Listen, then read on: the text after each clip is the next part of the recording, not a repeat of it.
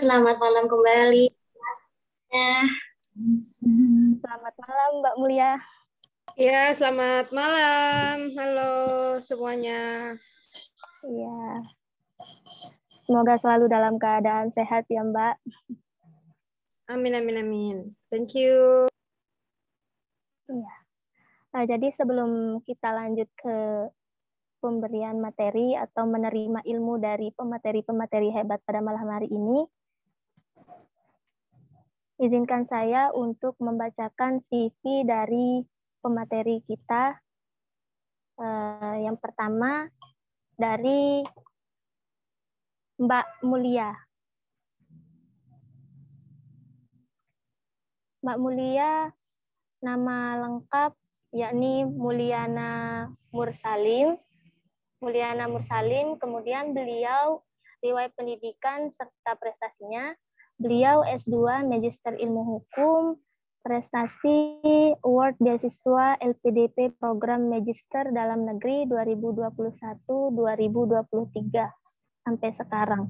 Kemudian untuk S1 di Universitas Hasanuddin, S1 Hukum Administrasi Negara. Untuk prestasinya ini sangat banyak sekali, yakni cerita perjuangan terinspiratif terpilih pada wisuda LDR di Narasi TV dan dihadiri oleh Mendikbudristek RI 2020. Kemudian lulusan atau wisudawan berprestasi Fakultas Hukum Unhas periode Maret 2020, juara 1 Lomba Karya Tulis Ilmiah Nasional Science Competition dan Personi yang diselenggarakan oleh Universitas Negeri Medan. Wah, banyak sekali ini prestasinya jika dibacakan sampai selesai ini, Mbak. Kemudian untuk riwayat pendidikannya di SMA Negeri 1 Mamuju, jurusan MIPA, beliau juga mendapatkan banyak prestasi ketika SMA dulu, yakni delegasi Provinsi Sulbar dalam Lomba Debat Bahasa Indonesia LDBI tingkat nasional 2015, juara 3 Lomba Debat Bahasa Indonesia tingkat Provinsi 2015, finalis Olimpiade Kebumian tingkat Kabupaten 2014, semifinal Lomba Cerdas Cermat 4 Pilar Bernegara bertingkat Provinsi 2014. Kemudian beliau juga mengenyam pendidikan sekolah menengah pertama di SMP Negeri 2 Mamuju, di mana beliau juga mentorehkan prestasi, yakni delegasi Olimpiade Geografi tingkat Kabupaten Mamuju 2012, delegasi Lomba Cipta Puisi tingkat Kabupaten Majene 2011. Untuk SD, beliau mengenyam pendidikan di SD Negeri nomor 20 Rangas Majene. Kemudian untuk pengalaman organisasi, beliau kelurahan LPDP Universitas Gadjah Mada. Jabatan beliau sebagai sekretaris umum, kemudian keluarga mahasiswa Magister Ilmu Hukum atau KMMIH UGM sebagai anggota Divisi Kajian Strategi dan Advokasi, kemudian Forum Lingkar Pena Makassar sebagai bendahara umum, Lembaga Literasi KMPI Sulawesi Selatan 2019 sampai sekarang menjadi wakil direktur UKM Klinik PKM Fakultas Hukum Universitas Hasanuddin 2019-2020, dan masih banyak lagi pengalaman-pengalaman luar biasa menjadi organisatoris dari Mbak Mulia.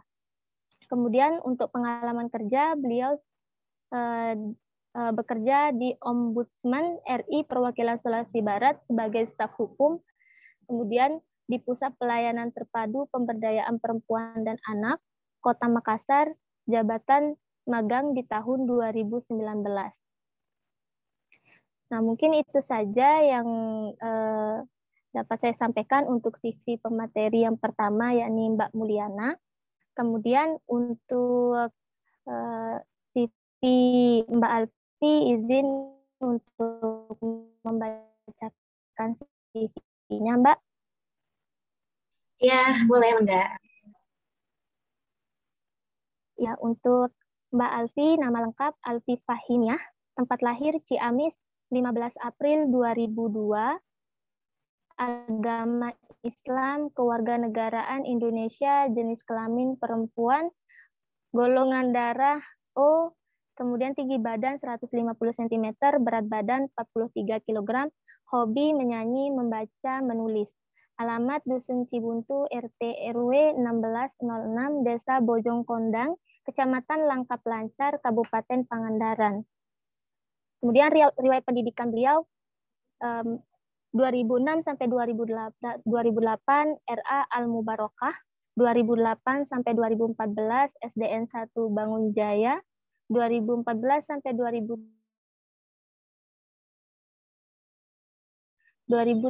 sampai 2020 MAN 2 Pangandaran, 2020 sampai sekarang UPI Kampus Tasikmalaya. Untuk pengalaman berorganisasi beliau sebagai sekretaris Paskibra MAN 2 Pangandaran, dan sebagai sekretaris pengurus OSIS MAN 2 Pangandaran, dan Pradana Ketua Pramuka Pangkalan MAN 2 Pangandaran. Untuk organisasi saat ini sebagai sekretaris Dewan Kerja Cabang, Gerakan Pramuka Kabupaten Pangandaran, anggota Himpunan Mahasiswa PG PAUD, Racana Pangkalan UPI Kampus Tasikmalaya. Untuk penghargaan yang didapat oleh beliau, Alfi Fahimiyah, yakni sebagai Duta Pemuda Kabupaten Pangandaran, juara 1 membuat visi tingkat Kabupaten Pangandaran 2019, juara 1 membuat cerpen tingkat Kabupaten Pangandaran, peserta terbaik kegiatan WJIC Kuarda Jawa Barat 2019, RU 2 Putri UPI Tasikmalaya, Duta Baca Kabupaten Pangandaran. Nah, itu CV dari pemateri kita, Mbak Alfi. Kemudian untuk selanjutnya kita akan sama-sama menyimak materi yang akan diberikan pada malam hari ini terkait inspirasi, prestasi, dan literasi dalam bincang hangat kita pada malam hari ini. Tentunya teman-teman sudah tidak sabar untuk menerima ilmu serta malam hari ini. Untuk Mbak Alfi, apakah sudah siap untuk menyampaikan materi pada malam hari ini? Iya, insya Allah ya. Bismillah. Ya, baik. Ya, ini. Ya, silahkan, Mbak. Oke. Sebelumnya, Assalamualaikum warahmatullahi wabarakatuh. Waalaikumsalam warahmatullahi wabarakatuh. Iya. Saya tanya kabar terlebih dahulu. Bagaimana ini kabar? Saya panggilnya teman-teman aja ya, mohon izin supaya lebih akrab. Bagaimana nih kabarnya teman-teman semua? Alhamdulillah. Ya, mudah-mudahan semuanya dalam keadaan sehat walafiat ya. Terima kasih sebelumnya kepada Teh Etik ya, Teh Etik sebagai moderator yang sudah memberikan kesempatan, dan terima kasih juga kepada Yayasan Lingkar Literasi Negeri ya yang sudah memberikan kesempatan kepada saya untuk sharing ya, lebih ke sharing lah ya, jangan memberikan materi ya, karena untuk materi sendiri itu terlalu beratlah, teman-teman lebih tahu dan lebih berpengalaman juga, tapi kita lebih sharing saja ya nanti. Tadi sudah dikenalkan oleh moderator ya, terima kasih sudah lengkap sekali membacakan CV saya. Tapi karena kita orang-orang literat nih, izinkan saya menyampaikan pantun terlebih dahulu ya. Saya punya pantun nih. Camping happy di Madasari. Cakep. Pulangnya ke Marga Cinta. Perkenalkan, saya Alfi. Salam kenal semuanya. Saya mau deh nih satu orang yang mau menanggapi pantun saya, boleh? Ada yang berani gak nih? untuk menjawab pantun saya. Barusan saya udah memantik untuk pantun. Ada yang mau membalas pantun dari saya?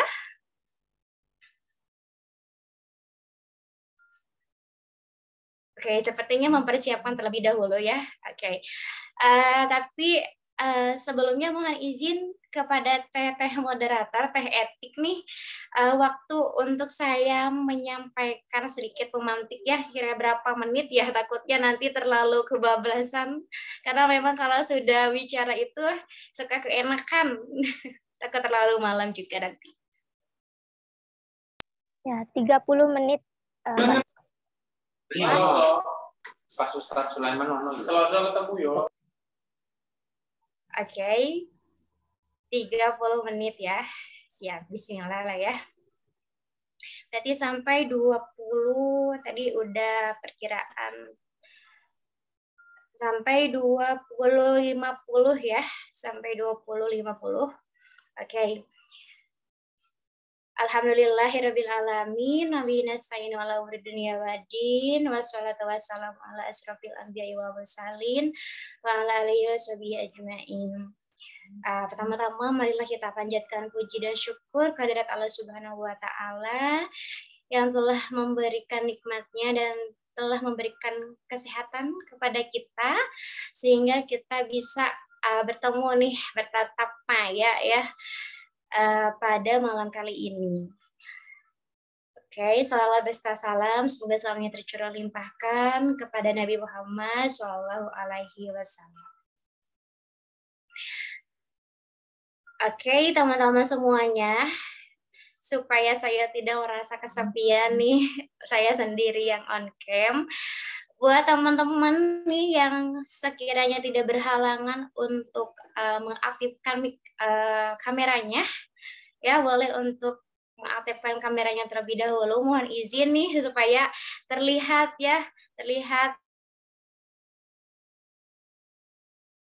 gue yang gantengnya ya supaya terlihat. Oke, terima kasih Teh Etik dan akan-akan yang lainnya juga yang tidak berhalangan yang bisa untuk on cam.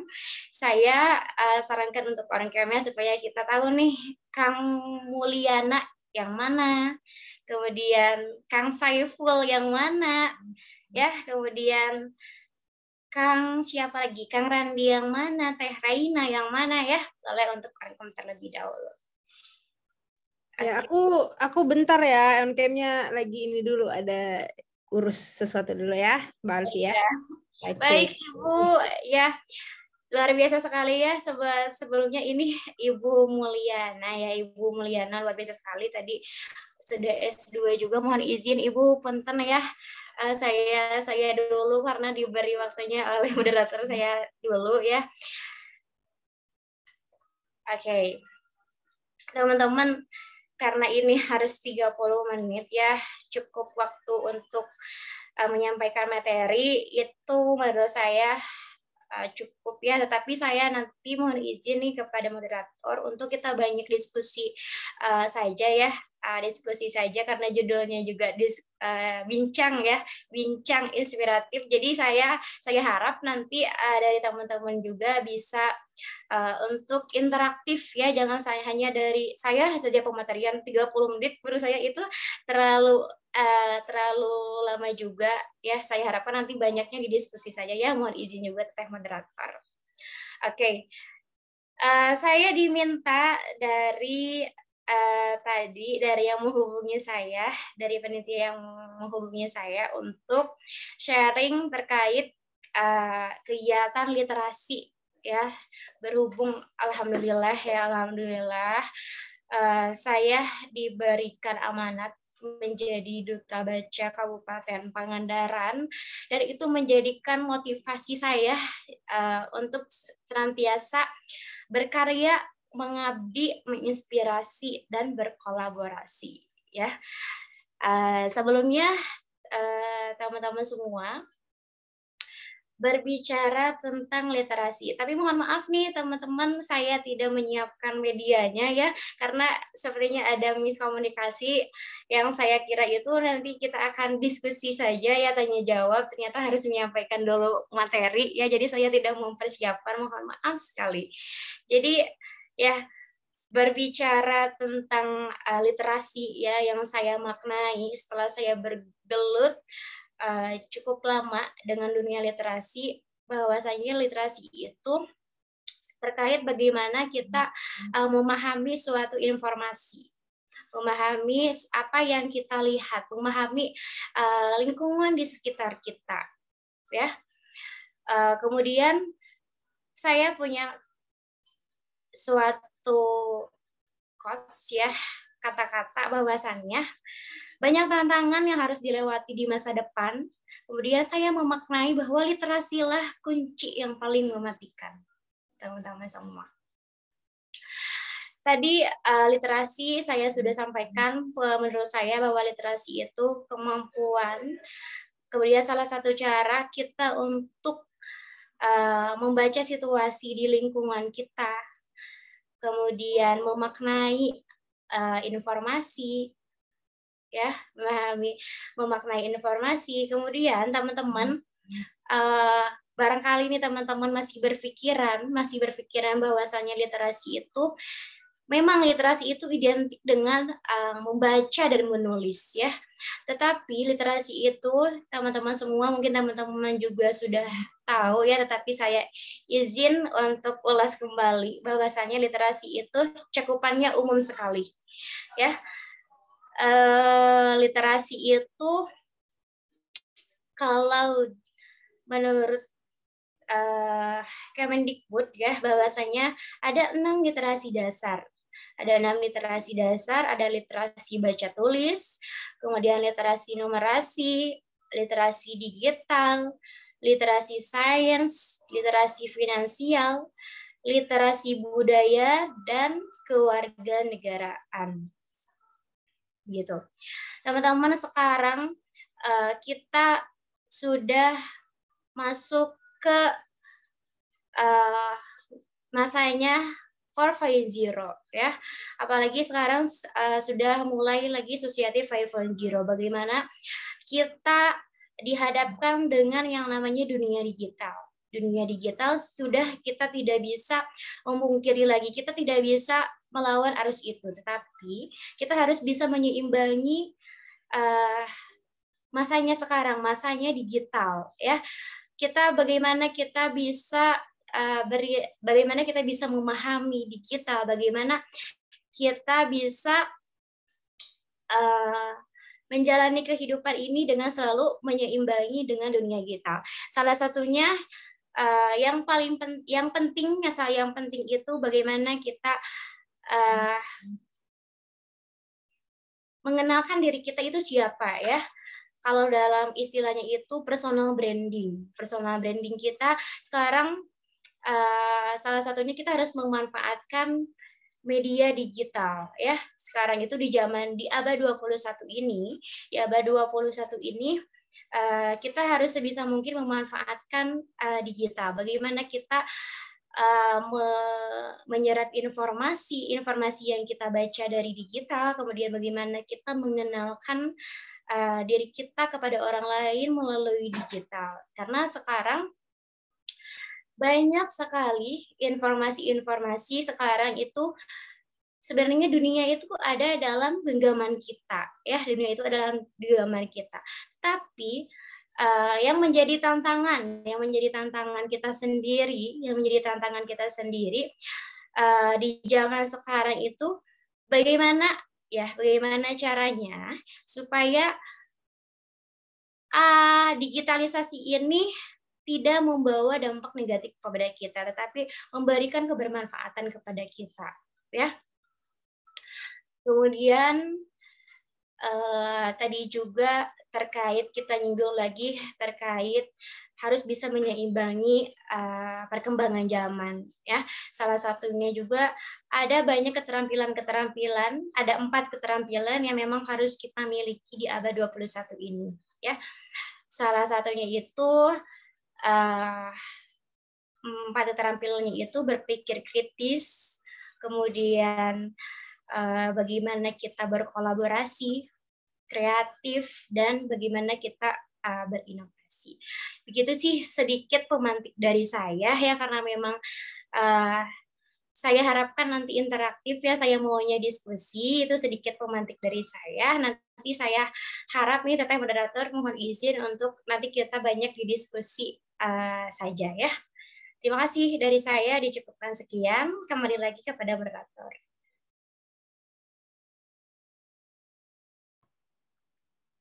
Iya, baik. Terima kasih Mbak Alfi untuk sharing-sharing yang telah disampaikan tadi.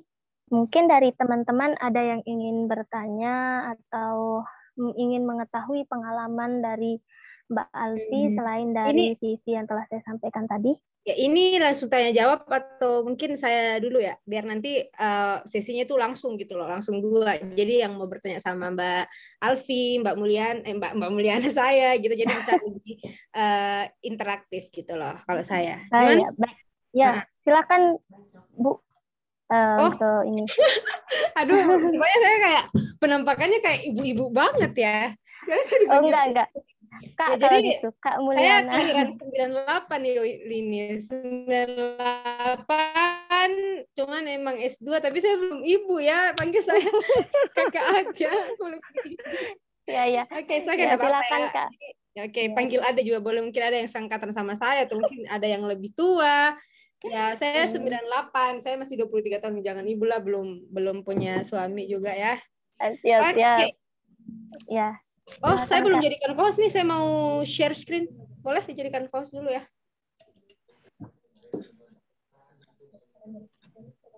Silakan operator.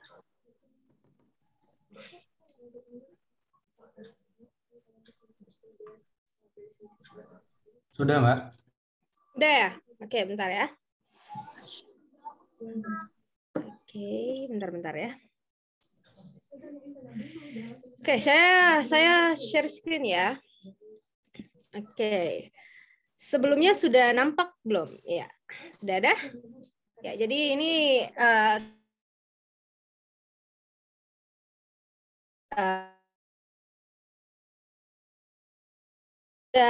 ini ya, sudah jelas ya teman-teman semua ya. Bentar ya. Oke. Sudah nampak di ini? Di mana? Di situ. Udah ya? Udah? Ada yang bisa merespon? Moderator? Ya, Mbak. Okay. Sudah bisa terlihat. Oke, langsung saja terima kasih sebelumnya kepada teman-teman dari Lingkar Literasi yang sudah mempercayakan saya untuk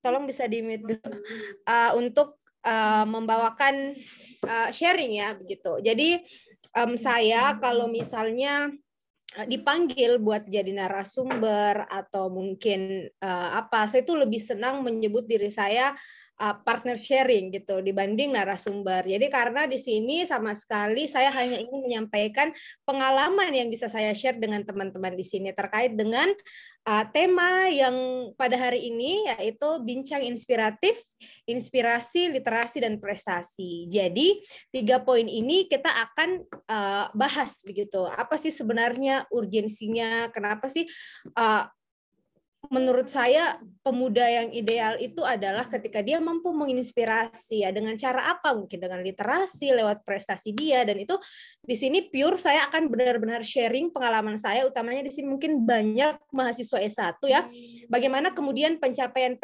saya itu, pencapaian utamanya di bidang literasi dan juga prestasi bisa mengantarkan saya sampai bisa sekarang dapat beasiswa dari pemerintah gitu. Nah, ini teman-teman, saya aktif bermain di Instagram, saya sering membagikan aktivitas saya, apa saja yang saya lakukan setiap hari gitu. Oh, gini. Kadang berbagi tips beasiswa juga, berbagi tips untuk menjadi mahasiswa ideal versi saya, mahasiswa produktif, apalagi di tengah pandemi itu, saya biasa membagikan momen-momen itu di Instagram seperti itu. Jadi saya lebih aktif di Instagram. Oke. Bentar ya. Ini kayaknya next. Nah, kenapa sih sebenarnya kata inspirasi? Kenapa sih teman-teman ingin apa sih kayak misalnya orang bisa terinspirasi itu dari apa? Gitu. Sebenarnya sederhana teman-teman. Alasan saya hari ini mau sharing dengan teman-teman itu tidak lain dan tidak bukan karena ya itu saya ingin memberikan manfaat untuk orang lain gitu. Bukankah kalau misalnya dalam Muslim, dalam agama Islam, agama saya itu mengenal bahwa sebaik-baiknya manusia adalah dia yang bermanfaat untuk orang lain gitu. Jadi ya itu dengan menerapkan itu saja itu otomatis kita bisa menginspirasi orang lain seperti itu. Jadi saya memang punya tagline ya gitu. Di Instagram bisa dilihat bahwa saya itu ingin semangat menebar manfaat, menebar inspirasi seluas-luasnya begitu. Saya memang dua tagline itu yang selalu saya jadikan pegangan gitu. Kenapa sampai saat ini misalnya tadi saya baru sampai dari Jogja ke Jakarta, capek kalau mungkin berpikir ini enak rebahan, tidur, tapi ya saya ingin bermanfaat untuk teman-teman. Jadi saya bersedia buat sharing gitu untuk teman-teman. Jadi terima kasih juga untuk teman-teman yang bersedia meluangkan waktunya untuk hadir di forum ini seperti itu. Oke, next. Nah, kenapa sih teman-teman kita harus berprestasi gitu? Misalnya, ya untuk menginspirasi. Nah, caranya gimana? Ya, bisa dengan banyak cara, teman-teman yang unggul di bidang seni mungkin, tapi saya di sini fokusnya karena kita ada 3 poin yang akan dibahas, yaitu berprestasi, menginspirasi, dan literasi. Jadi saya akan membahas bagaimana pengalaman-pengalaman saya di dunia literasi bisa mencetak sebuah prestasi lalu menginspirasi. Jadi sebenarnya 3 ini adalah satu komponen yang menurut saya saling berkaitan gitu. Jadi seperti itu. Nah, oke, jadi itu ya. Next. Nah, terus kemudian pasti teman-teman bertanya, Kak, gimana caranya gitu? Kak, saya belum punya pencapaian nih sampai sekarang. Kak, saya belum bisa nulis dan sebagainya. Apa bisa saya juga bisa menjadi sosok sosok yang menginspirasi orang lain? Ya jawabannya tentu bisa. Tidak ada kata terlambat. Teman-teman bisa memulai dari sekarang gitu setelah mengikuti forum ini. Bagaimana sebenarnya Kak caranya? Nah, ini ada beberapa hal yang ingin saya sharing ke teman-teman. Nah, pertama, seperti yang saya sudah katakan, teman-teman harus melalui proses yang namanya proses mempersiapkan diri. Nah, di sini ada 5 poin nih, proses mempersiapkan diri yang akan kakak sampaikan gitu. Saya panggilnya kakak ya, jangan ibu gitu loh. Oke, yang pertama, teman-teman harus pahami potensi diri teman-teman. Teman-teman unggulnya di mana sih? Oh, unggulnya di dunia seni. Oh, unggulnya di dunia penulisan. Oh, unggulnya di dunia apa mungkin melukis atau apapun itu. Nah, karena kenapa memahami potensi diri ini penting? Karena dengan cara melihat, kita lihat kesenangan dan kebiasaan yang sering dilakukan, kita akan mencari poin lebih kita itu ada di mana gitu. Dan juga itu sekaligus kita mencari kekurangan kita. Seperti saya itu teman-teman adalah orang yang paling tidak punya bakat dalam bidang seni. Waktu SMA tidak ada orang yang mau memasukkan saya di kelompoknya dalam kelompok menari, karena sudah pasti nilai kelompoknya pasti jelek. Ya, it's okay. Itu adalah bukan potensi diri saya tidak di situ.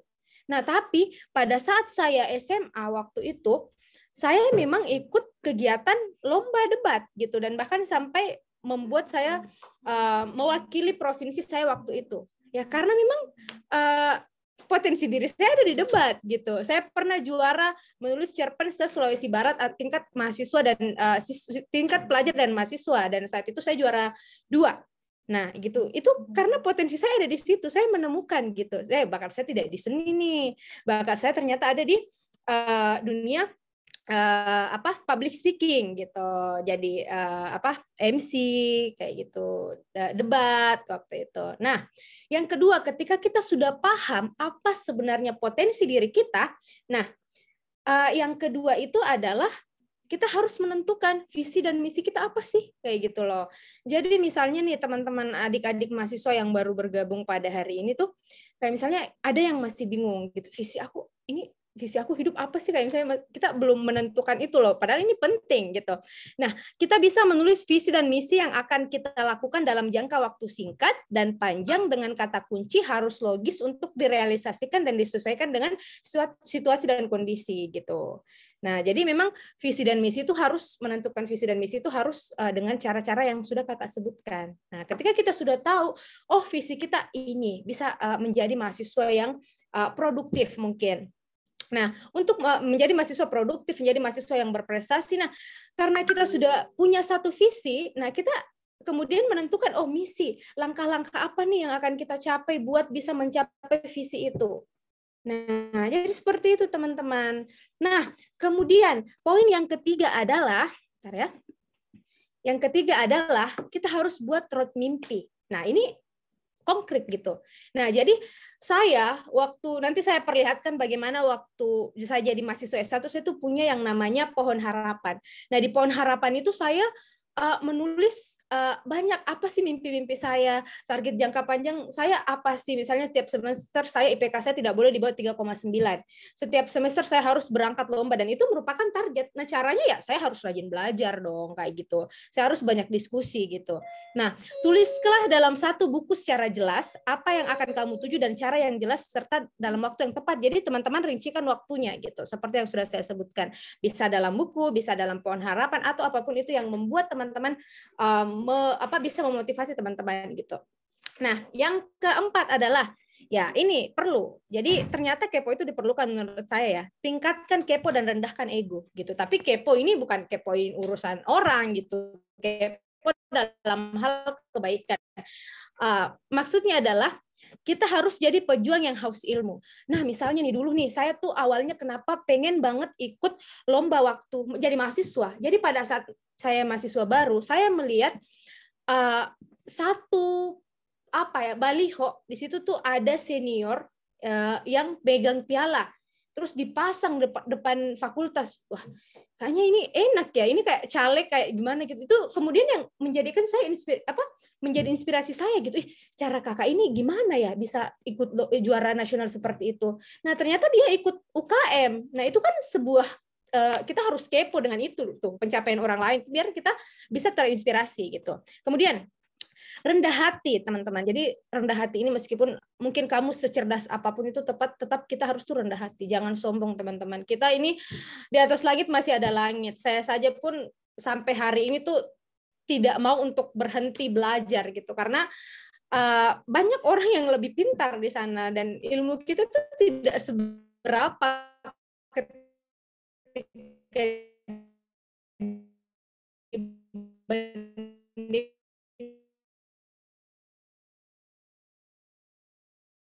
saya tipe orang yang ekstrovert gitu. Jadi saya pasti yang menyapa duluan dan tidak menutup diri. Jadi gitu teman-teman. Jangan jadi orang yang cerdas tapi tidak mau membagikan ilmunya gitu.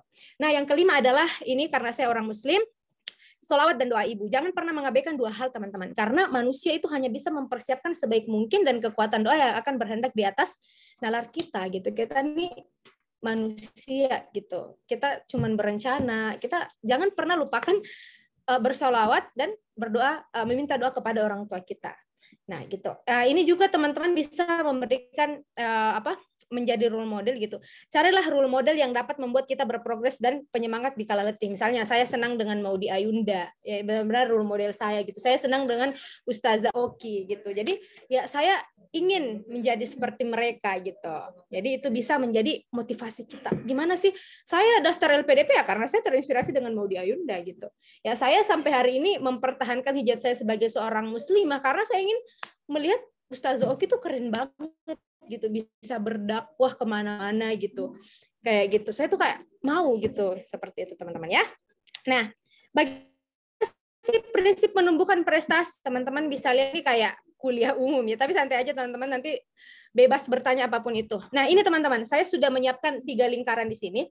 Jadi ada yang namanya lingkaran kecil ini itu namanya kemampuan kita saat ini. Mungkin kemampuan kita saat itu sekecil lingkaran ini.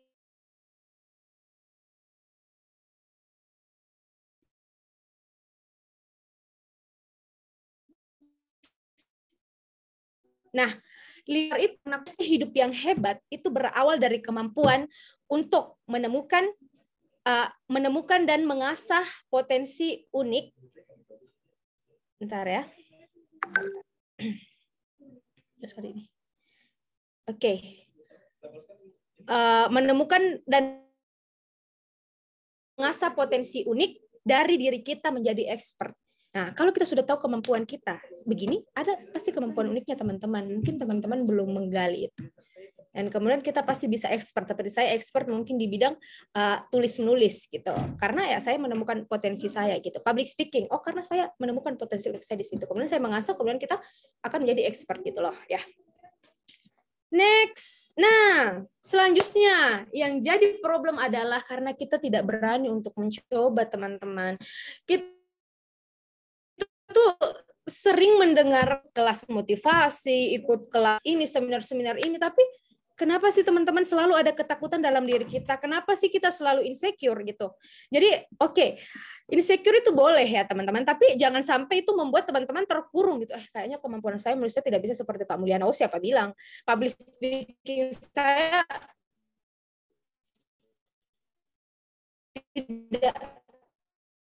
nggak berani ngomong ke teman-teman. Kalau teman-teman mau berani untuk mencoba, coba nih teman-teman yang ekstrovert, coba nih ketika di kelas mencoba untuk memberanikan diri untuk bicara. Saya yakin kalian pasti bisa gitu. Nah, semua kembali ke diri kita teman-teman. Jadi kalian harus memiliki niat dan usaha. Gitu. Ketika sudah punya niat dan sudah berusaha, yang dilakukan selanjutnya adalah ya kita harus komitmen gitu. Jangan hanya puas pada satu prestasi. Saya tuh tidak seperti itu. Jadi kalau misalnya saya sudah mencapai ini ya saya harus naik level loh. Saya misalnya ibarat tangga ya kayak gitu. Prestasi yang satu ini oh tangganya gini. Oh masih ada tangga yang lain lagi. Jadi hingga kita sampai bisa ke puncak gitu. Dan itu sangat banyak proses, sangat banyak anak tangga yang harus kita lewati seperti itu. Nah, setelah kita menerapkan itu 3 ini ya segera aplikasikan karena niat aja nggak cukup guys gitu. Time for action gitu. Sekarang nih waktunya. Jangan nunggu-nunggu lagi deh gitu. Nah, ada quotes yang menarik yang ingin saya share ke teman-teman. Semoga ini jelas ya terbaca ya. Oke, saya mau bilang ada hal yang sering diabaikan oleh orang-orang yang memiliki mimpi besar dalam mengupayakan impiannya. Apa itu? Komitmen dan senantiasa bersabar melewati seluruh proses di dalam perjalanan menuju impian. Mungkin saya tahu nih, teman-teman banyak nih sini yang udah gagal berkali-kali, tapi jangan menyerah teman-teman. Capek boleh istirahat silahkan, tapi jangan berhenti, please gitu. Karena mungkin yang teman-teman saksikan CV yang sudah dibacakan oleh moderator, prestasi Kak Mulyana gini. Kalau seluruh kegagalan saya itu dituliskan, mungkin 2 halaman prestasi, mungkin 20 halaman kegagalan gitu. Jadi semua tuh orang tuh berproses, teman-teman. Jadi jangan hanya lihat pencapaian yang saya capai hari ini, tapi itu kalian harus melihat proses yang sudah saya lewati gitu, dan itu tidak mudah gitu. Saya selalu membicarakan ini. Kemudian padahal teman-teman, andai kita mau bersabar sedikit lebih lama, maka akan banyak hal ajaib yang melampaui apa yang kita impikan. Itu adalah hal yang harus kalian ingat gitu. Oke. Next. Nah, ini yang saya bilang tadi bahwa saya tuh punya pohon harapan. Pohon harapan. Ini adalah pohon harapan saya.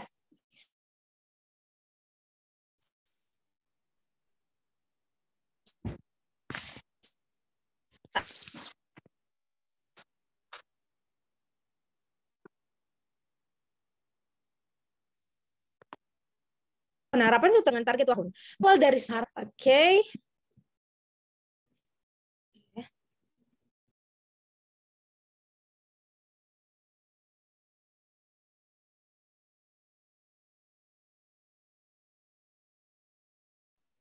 Oke, suaranya hilang ya.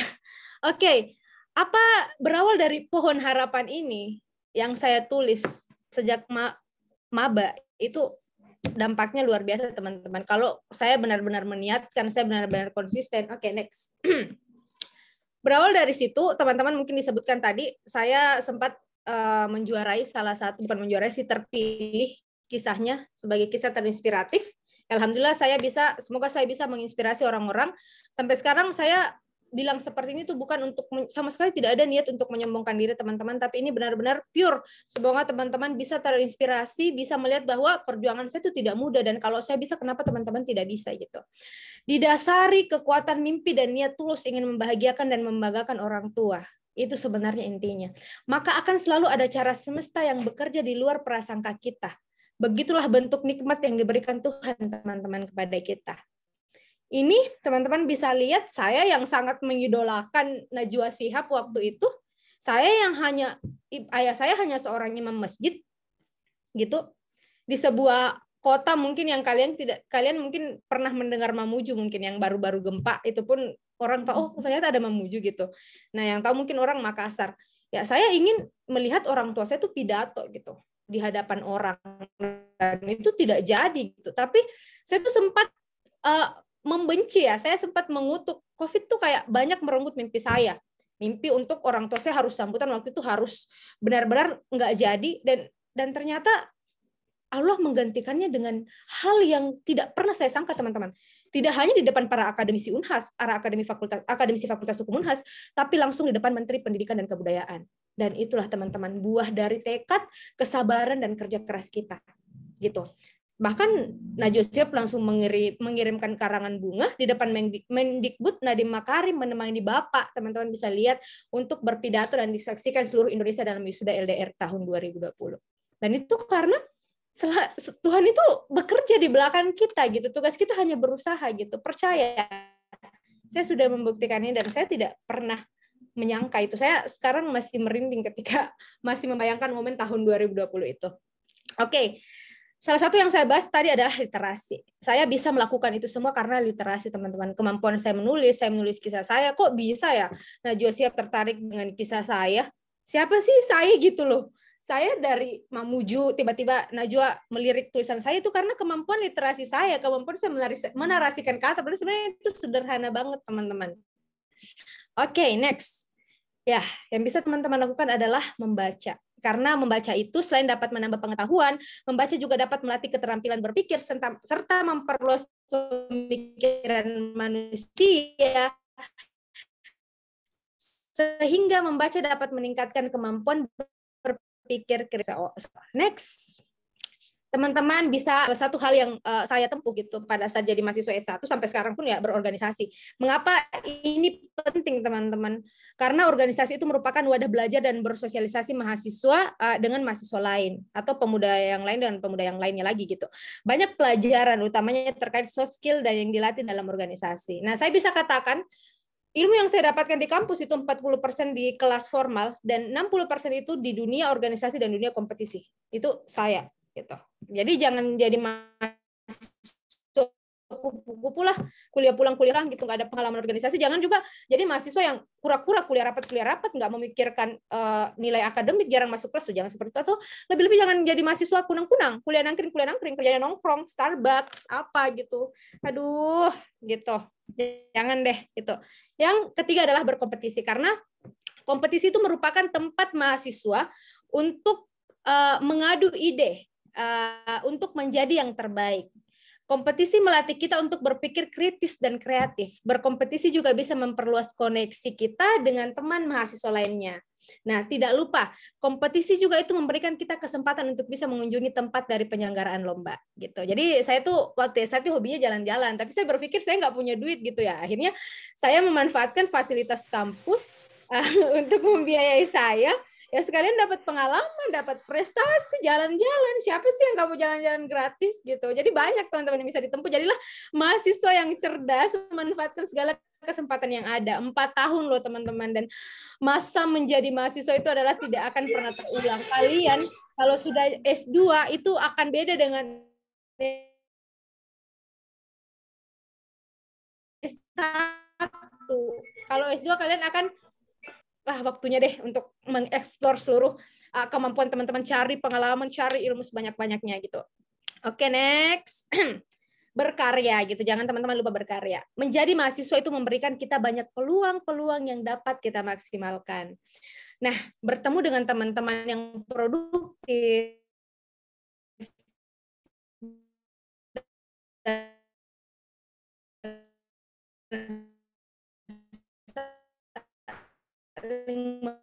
mempengaruhi hingga menghasilkan karya-karya gitu. Saya sampai sekarang gitu. Orang Mulyana, oh Mulyana yang ini ya, oh Mulyana yang itu, yang pernah nulis ini kan, oh iya kayak gitu. Sampai saya diundang, karya saya berapa kali diterbitkan di surat kabar, kemudian diundang di televisi yang tidak lain tidak bukan untuk menebar manfaat seluas-luasnya sehingga saya bisa memberikan inspirasi untuk orang lain gitu. Jadi ilmu itu jangan kita simpan sendiri teman-teman, bagikanlah ke teman-teman yang lain gitu.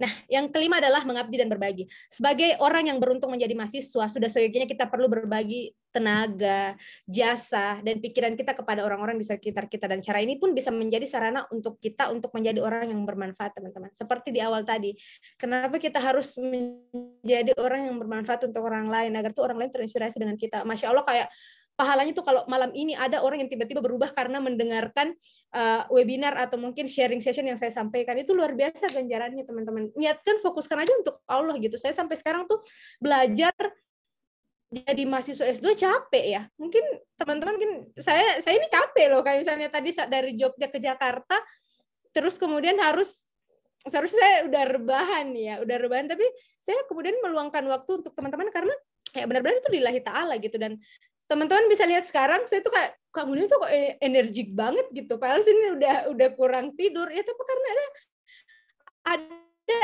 energi positif ketika saya tuh bersemangat ketika ingin berbagi ilmu, berbagi pengalaman dengan teman-teman gitu. Kemudian ini ada setelannya kali ya, kok energik banget gitu. Jadi nggak ada ya teman-teman, nggak ada setelan apa-apa. Jadi benar-benar karena ya niat begitu, kesenangan gitu, ya punya prinsip gitu. Oke, cara pun bisa menjadi sarana untuk kita menjadi orang yang bermanfaat itu tadi. Kemudian teman-teman, masih ada banyak hal yang dapat kamu kerjakan ketika berstatus mahasiswa atau masih muda seperti sekarang, masih menjadi pelajar mungkin, atau mahasiswa seperti saya, seperti teman-teman bisa ikut kesempatan magang, ikut seminar, berdiskusi, hingga ikut berbagai program pertukaran pelajar yang dapat menjadi alat kita atau wadah kita untuk menjadi pribadi yang lebih baik ke depannya, teman-teman. Teruslah berproses. Saya bisa menjadi seorang mulyana yang sekarang, itu karena saya berproses. Dulu saya juga tidak tahu apa-apa gitu, tapi saya memanfaatkan waktu 4 tahun ya untuk berproses. Nah, salah satu tempat berproses yang paling bagus dan paling tepat adalah kalian yang jadi mahasiswa ini berproseslah dengan baik di kampus. Teman-teman mungkin ada kampusnya dari salah satu ini, atau mungkin saya tidak mencantumkan, oke, mohon maaf, karena kampus adalah sarana membentuk pola pikir kritis dan rasional. Jadi seperti itu. Jadi berproseslah dengan baik di kampus, teman-teman. Oke, ini adalah beberapa gambaran aktivitas saya selama kuliah. Saya benar-benar habiskan dengan hal-hal produktif, ikut lomba. Ini bayangin teman, kita bertemu dengan alma mater yang berbeda dari seluruh Indonesia, itu kayak enak gitu. Oh, kamu dari UI gitu, kayak kita punya relasi dan menurut saya relasi itu penting gitu. Kemudian berorganisasi, saya biasa menulis di media dan menghasilkan karya. Teman-teman, saya punya novel namanya Cinta Dalam Naungan Tuhan, dan itu sudah dapat penghargaan dari dekan saya. Waktu itu saya diminta untuk sharing ke teman-teman mahasiswa bagaimana caranya bisa menulis gitu produktif. Ya, ini yang terakhir, jadi lulusan berprestasi. Alhamdulillah IPK saya 3,94 cum laude, masa studi saya 3,5 tahun, 7 semester. Jangan bilang karena saya sering pergi lomba, aktif di organisasi, ya maka akademik saya sepelekan. Oh, tidak seperti itu. Karena itu akademik, organisasi, kompetisi adalah 3 hal yang tidak bisa dipisahkan, dan itu harus kalian seimbangkan ketika kalian ingin menjadi mahasiswa yang produktif, mahasiswa yang ideal, mahasiswa yang bukan kaleng-kaleng, bahasa saya. Jadi alhamdulillah berkat perjuangan saya gitu, yang memang ya sorry, saya mungkin waktu libur saya waktu jadi mahasiswa S1 itu benar-benar kurang ya, tapi ya itu semua terbayar gitu. Ini jadi wisudawan berprestasi, alhamdulillah, teman-teman pasti bisa juga. Kemudian seluruh pencapaian saya tadi yang saya sebutkan pada saat mahasiswa S1 itu mengantarkan saya bisa meraih beasiswa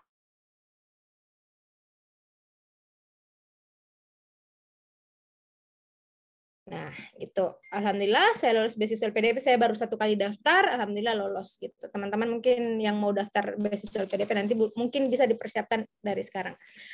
Ya, sekali lagi saya ingin menitipkan quotes sebagai penyemangat teman-teman yang hadir pada malam hari ini, bahwa teruntuk kalian yang sedang berjuang, capek boleh sih. Boleh banget, semua orang pasti capek lah gitu. Silakan istirahat, tapi jangan pernah kalah dengan keadaan, teman-teman. Saatnya anak muda mau berdampak, kaum rebahan beri perubahan gitu. Jadi berhenti jadi kaum rebahan, marilah kita menjadi kaum pembawa perubahan. Ini satu quotes lagi. Mungkin Dewi bilang Saya adalah orang dari latar belakang keluarga yang sangat sederhana, teman-teman. S1 saya itu dari beasiswa bidik misi. Kalau bisa dikatakan, saya punya banyak teman yang hedon. Saya satu kampus dengan artis, satu kelas dengan artis, satu kelas dengan anak menteri, ada cucu menteri, anak bupati. Ya, gini teman-teman, saya mau bilang, kamu tidak perlu menunggu punya uang untuk memulai berkarya dan mencetak prestasi. Manfaatkan fasilitas yang ada, kerjakan yang bisa kita kerjakan, fokus pada tujuan dan terus melangitkan doa. Setiap orang punya kesempatan yang sama. Siapapun kamu, saya, kamu yang hadir pada malam ini, kesempatan kita sama. Kita tuh manusia, guys. Punya waktu 24 jam gitu. Yang membedakan adalah orang yang pandai melihat peluang dan memanfaatkannya dengan baik. Itu yang membedakan. Ya, terakhir mungkin quotes lagi. Kalau kita tahu betul apa tujuan kita tidak akan mudah tergoda oleh hal-hal lain yang akan mengalihkan kita saat menempuh jalan ke sana gitu. Kalian mau jadi mahasiswa berprestasi, mahasiswa yang produktif gitu, ya itu jadikan tujuan gitu. Emang pasti bakalan banyak hal yang teman-teman akan tantangan gitu. Akan banyak kesempatan lain yang terlewatkan. Kalian akan mengorbankan waktu hangout kalian dengan teman-teman kalian. Kalian akan mengorbankan waktu tidur kalian. Kalian akan mengorbankan banyak misalnya waktu santai kalian. It's okay karena memang kita mau berproses jadi lebih baik. Jadi kita harus tetaplah percaya pada tujuan dan kata hati kita, teman-teman. Itu jangan lupa. Oke. Itu sharing session dari saya, teman-teman. Lagi-lagi ini pure saya membagikan pengalaman, tidak berniat untuk menggurui. Saya ingin di sini teman-teman yang hadir seperti itu bisa. Kalau Kak Mulyana bisa, masa kalian tidak bisa sih? Kak Mulyana itu berangkat dari keluarga yang sederhana loh. Benar-benar dia membiayai kehidupannya sendiri pada saat itu. Kalian mungkin beruntung masih punya orang tua yang mampu membiayai kalian gitu. Kalau saya tidak memungkinkan untuk itu. Tapi berangkat dari situlah saya benar-benar merasakan yang banyak ketegangan. Gitu. Teman-teman bisa lihat ini kontak saya kalau mau sharing. Organisasi Yes IPK kita harus tetap. Siapa takut berprestasi? Ya, marilah mencetak prestasi, relasi, dan jangan lupa untuk kolaborasi. Sekian dari saya. Wassalamualaikum warahmatullahi wabarakatuh. Terima kasih. Waalaikumsalam warahmatullahi wabarakatuh. Terima kasih Kak Mulyana untuk materi yang telah disampaikan. Wah, materinya sangat menarik ya, dan sangat, oh iya, saya lupa on kamera. Ya, materinya sangat menarik dan sangat menginspirasi untuk kita, terutama mahasiswa yang masih semester 1, untuk tetap semangat, untuk tetap berprestasi, menorehkan prestasi di masa-masa kita menghabiskan waktu 4 tahun S1 ini. Mungkin dari teman-teman nih, banyak yang menyimpan pertanyaan atau ingin mengetahui lebih banyak bagaimana sih agar bisa menjadi mahasiswa berprestasi yang selalu semangat untuk mengenyam pendidikan. Ketika kita jenuh akan keadaan, itu bagaimana cara mengatasinya mungkin. Silakan teman-teman, ada yang ingin bertanya? Mungkin Ridho Akbar ini, Ridho Akbar Perdana.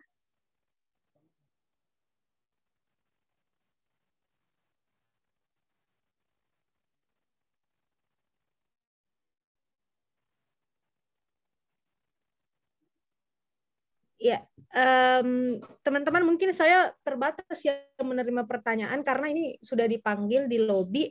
Jadi teman-teman yang mau bertanya mungkin bisa lewat Instagram, lewat DM, ada yang ingin diskusikan. Mungkin satu pertanyaan aja deh mungkin, karena saya udah dipanggil nih, udah dipanggil gitu. Kalau ada pertanyaan mungkin bisa hubungi saya lewat DM. Boleh ya? Ya, boleh Kak, boleh. Mohon maaf ya teman-teman, saya tidak sempat ini karena ini benar-benar lagi ada kegiatan dan saya udah ditunggu di luar, udah dipanggil. Iya Kak, udah. Oh iya. Oke ya teman-teman, saya izin live ya. Kalau teman-teman ingin bertanya silakan. Saya matur nuwun teman-teman, semangat ya. Assalamualaikum. Mbak Alfi, saya duluan ya Mbak ya. Mohon maaf ya teman-teman. Mohon, Mbak Mulyana, luar biasa sekali ya.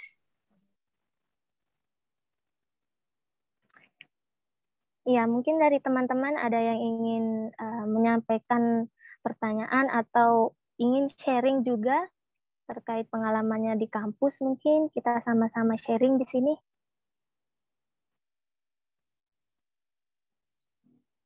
Atau saya dulu deh yang bertanya ke Kak Alfi. Kak, kadang kita di perkuliahan itu kan sering merasakan jenuh, terus ketika kita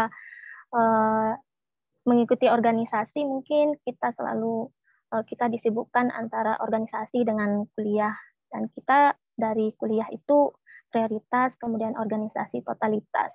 Pasti sering kita merasakan jenuh, capek. Itu bagaimana sih cara untuk meningkatkan semangat agar termotivasi, agar selalu bisa menuntaskan keduanya dalam waktu bersamaan?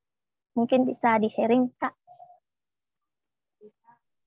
Oke, baik. Sebelumnya terima kasih nih kepada pertanyaannya, menarik sekali ya. Tapi tadi luar biasa sekali Mbak Mailana ya, yang sudah menyampaikannya dengan materinya yang luar biasa sekali. Memang ya teman-teman, kita itu pasti berada di titik jenuh. Semua orang pasti punya titik jenuhnya masing-masing ya. Apalagi ini mungkin teman-teman ada yang sudah kuliah atau mungkin masih ada yang sekolah ya, kemudian aktif juga di organisasi yang mungkin kita sering dihadapkan dengan berbagai pilihan ya, berbagai pilihan apakah kita akan mendahulukan perkuliahan atau bahkan kita harus mendahulukan organisasi ya. Itu sih yang memang harus menjadi kunci. Kalau kita berada di titik jenuh, kita harus ingat kembali dengan tujuan-tujuan kita. Tujuan-tujuan kita karena pasti ketika kita hidup itu, ketika kita biasanya nih, kalau saya sendiri itu menulis target-target ya, misalnya dalam 1 tahun ke depan saya harus mencapai apa ya. Jadi kita setiap hidup itu harus punya tujuan. Nah, ketika kita berada di titik jenuh, kita harus ingat kembali kepada tujuan kita yang awal. Tapi saya menekankan kepada teman-teman, saya tidak melarang teman-teman untuk bersantai, teman-teman untuk berliburan ya, kemudian untuk bermain, karena itu jadi kebutuhan kita sendiri gitu. Jangan kita terus fokus terhadap tujuan kita, tetapi kita boleh sesekali kita memberikan waktu untuk diri kita sendiri untuk sekedar bermain ya, yang biasa kita sebut dengan me time ya, me time, waktu untuk diri kita sendiri gitu. Tetapi tadi terkait bagaimana sih kita untuk menyeimbangkan antara organisasi ya, kemudian juga dengan perkuliahan ya. Hal itu kita harus menentukan dulu skala prioritas kita ya. Tapi saran dari saya itu memang harus mendahulukan dulu yang menjadi kewajiban kita sendiri. Kalau misalkan kita sedang berkuliah, berarti kita harus menuntaskan dulu tugas-tugas kuliah kita.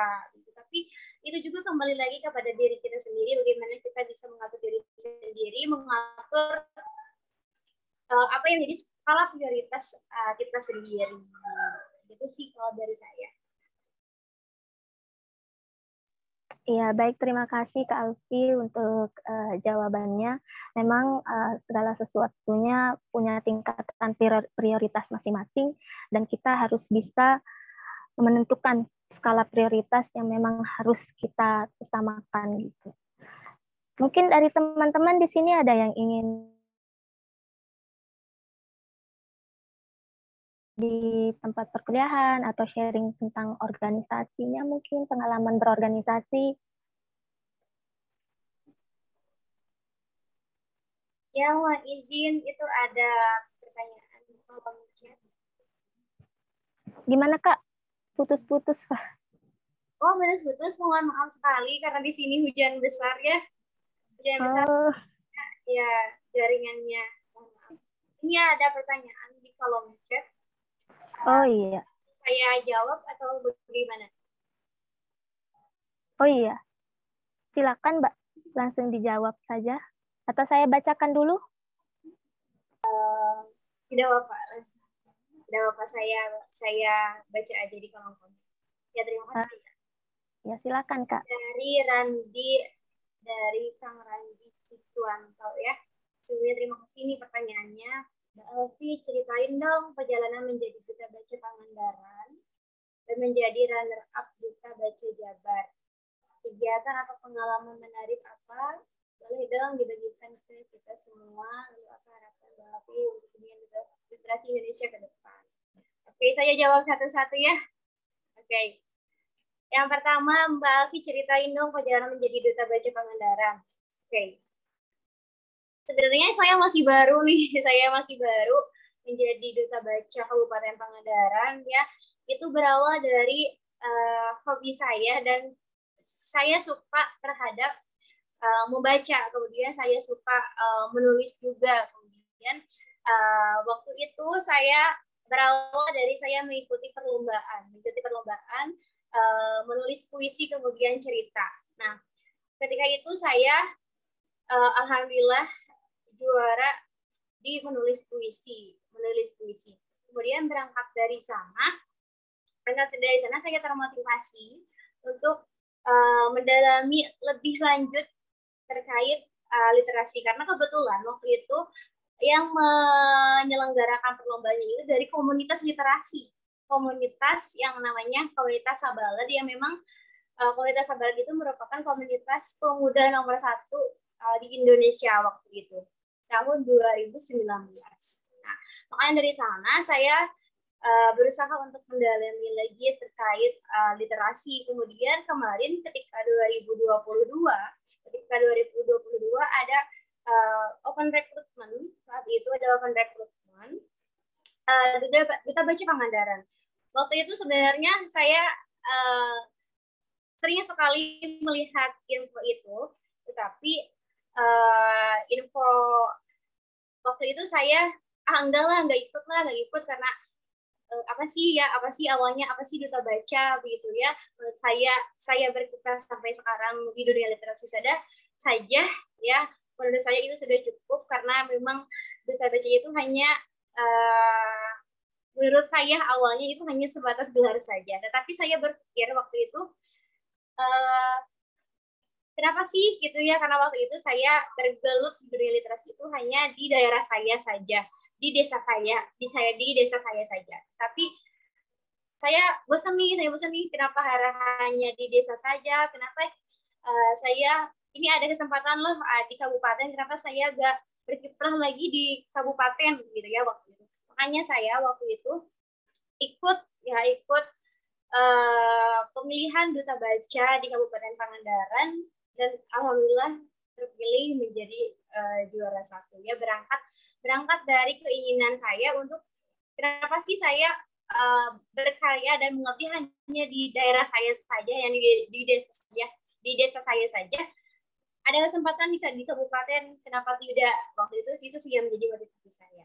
Kemudian lanjut ke pertanyaan selanjutnya. Dan menjadi runner-up Duta Baca Jabar. Oh ya. Aduh, jadi malu ini ya. Sebenarnya ya alhamdulillah kemarin karena yang menjadi juara di Kabupaten Pangandaran itu waktu itu saya belum tahu nih bahwasannya yang juara di kabupaten itu harus lanjut ke Duta Baca Provinsi ya. Karena sebenarnya waktu itu juga ada pemilihan di kabupaten itu untuk menyaring siapa nih yang menjadi perwakilan ke provinsi waktu itu ya.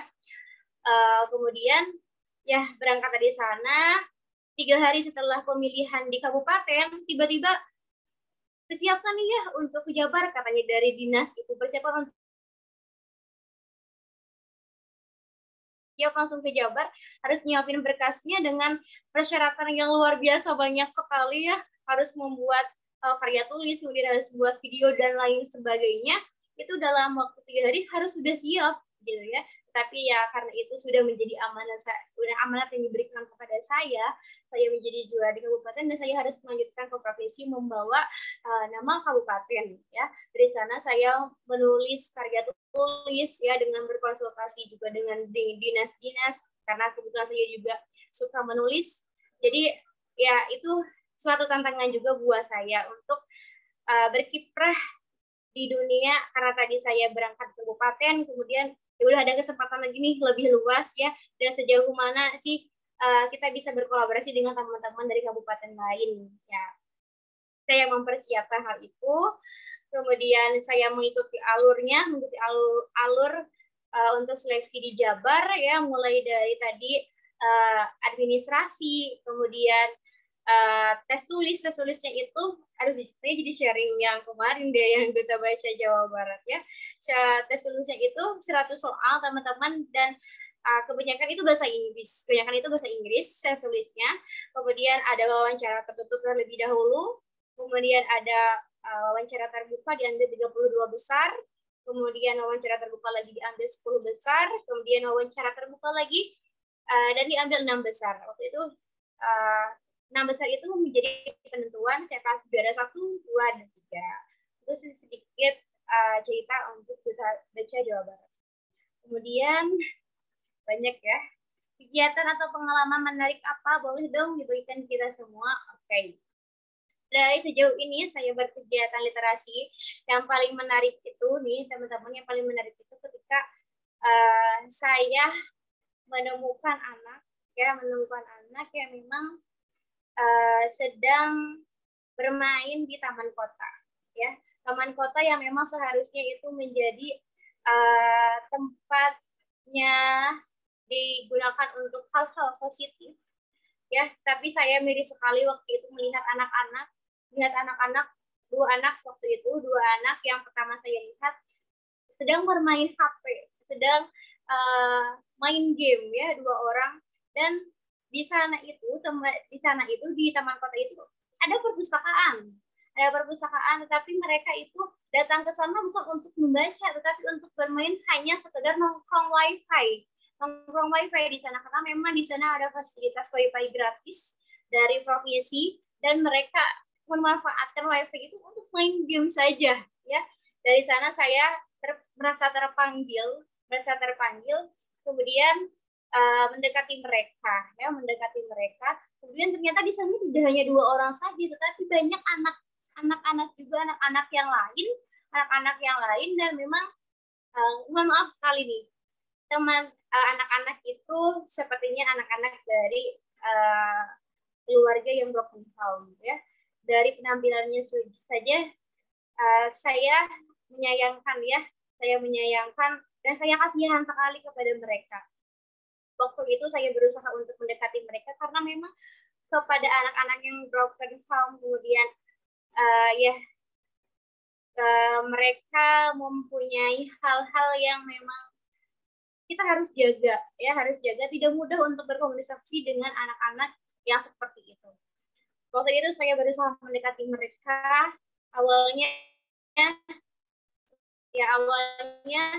mereka tidak menerima saya. Mereka hanya menjawab seperlunya mereka saja. Ditanya bagaimana mereka di sekolah, karena mereka itu awalnya saya bertanya kepada mereka sedang apa. Kemudian dia menjawab main game, katanya gitu ya. Jawabnya juga sudah beda, main game katanya gitu. Oh ya, kalian masih sekolah? Ya sekolah. Gitu ya. Jadi jawabnya itu sepenuhnya mereka, kemudian yang membuat saya juga, ini anak begini yang jawabnya gitu ya. Anak gini jawabnya, ini anak sekolah loh. Ya gitu, saya berpikir. Kemudian waktu itu saya terus berusaha untuk mendekati mereka, dan akhirnya mereka luluh, mereka simpan handphonenya, kemudian berinteraksi, berbicara dengan saya.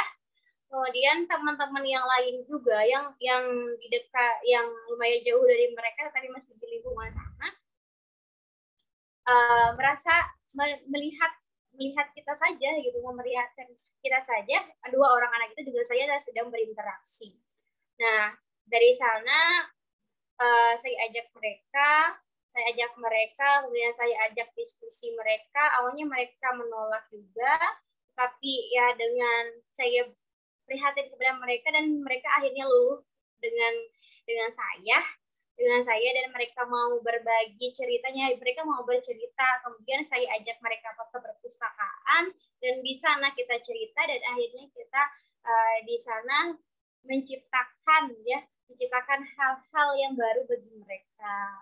Sampai-sampai mereka bertanya lagi kepada saya, kapan kakak kesini lagi, katanya ya. Karena memang banyak, saya melihat di mata mereka itu banyak harapan,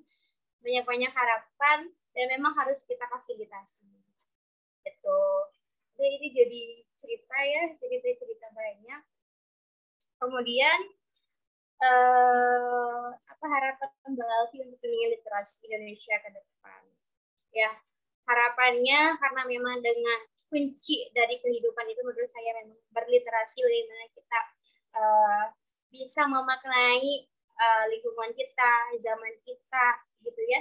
Harapannya mudah-mudahan ini masyarakat, teman-teman yang hadir di sini dan teman-teman yang mungkin nanti nonton ulang, harapannya mudah-mudahan bisa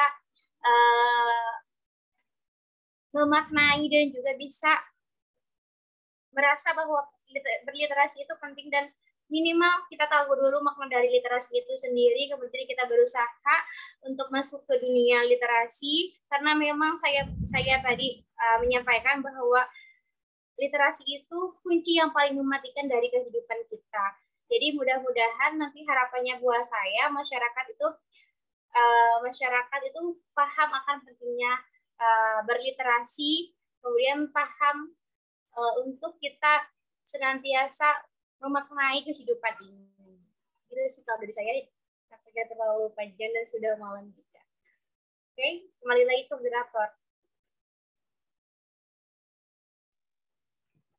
Ya baik, terima kasih Kak Alfi atas jawaban sekaligus harapannya ke depan bagi semua peserta yang hadir pada malam hari ini.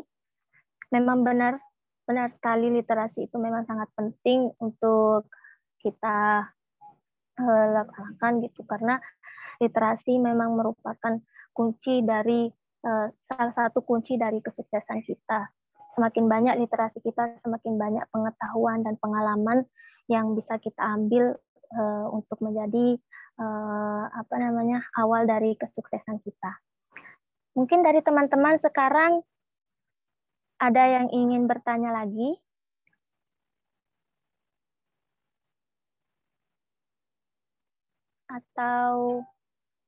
Atau kita cukupkan sampai coba di chat mungkin ada yang ingin bertanya.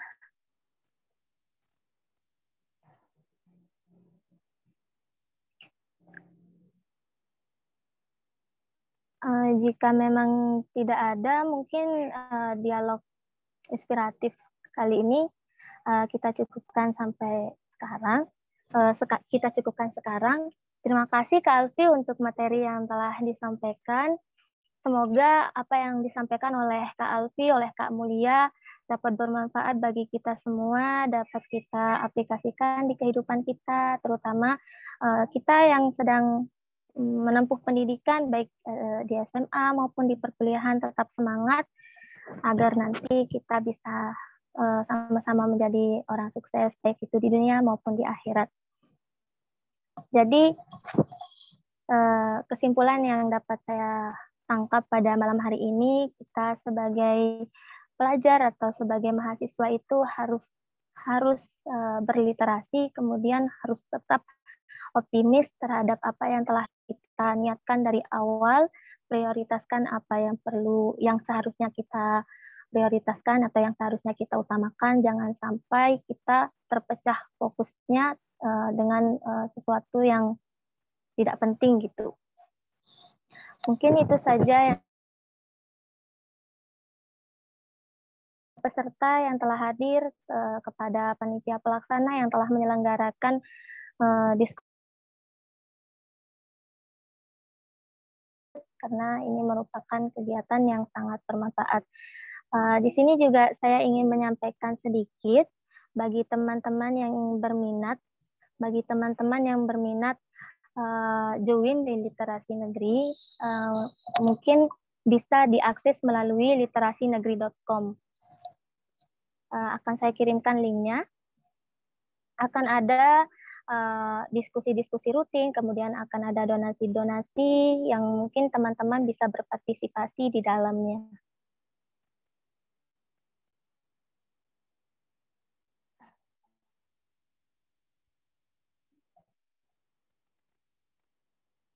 Mana ini?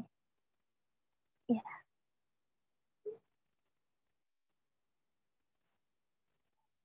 Silakan teman-teman, saya sudah mengirimkan linknya. Mungkin ada yang berminat untuk bergabung dalam literasi negeri.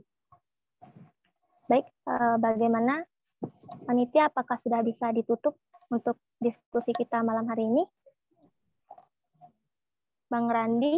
Oh, sudah, Mbak. Baik, jika memang seperti itu, saya ucapkan lagi terima kasih dan mohon maaf sebesar-besarnya apabila ada salah kata yang dapat menyinggung teman-teman sekalian. Kurang lebihnya, wabillahi taufiq wal hidayah. Wassalamualaikum warahmatullahi wabarakatuh. Waalaikumsalam warahmatullahi wabarakatuh. Terima kasih semuanya.